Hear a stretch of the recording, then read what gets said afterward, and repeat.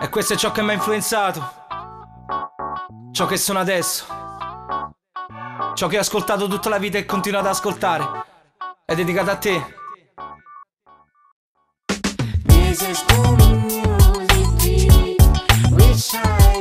Ricordo ancora i tempi della scuola e i miei compagni, quando già ballavo Billie Jean a 13 anni. Dalla mattina a sera, musica nera e vecchio sound, Aretha Franklin, Stevie Wonder e James Brown.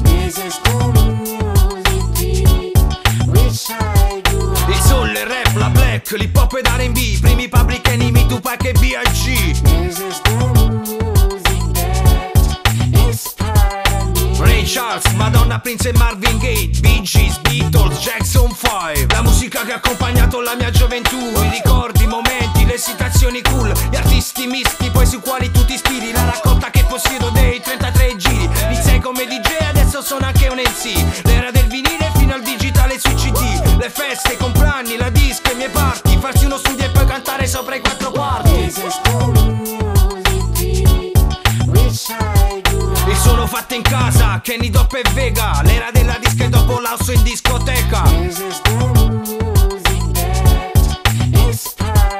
Avere voglia di suonare come George Benson, ballare ore come il grande Michael Jackson. Bob Marley, Simply Red, Day Wham, Bee Gees, Commodore, School and Gang.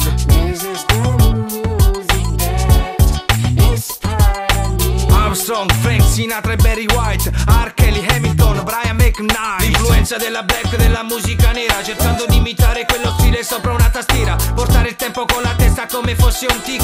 Michael, Thriller, il primo videoclip, passione e amore, ciò che percepiva il mio orecchio. La stanza chiusa per ballare avanti allo specchio, dagli anni 80 fino alla nuova generazione. Ogni momento della vita mia legato a una canzone.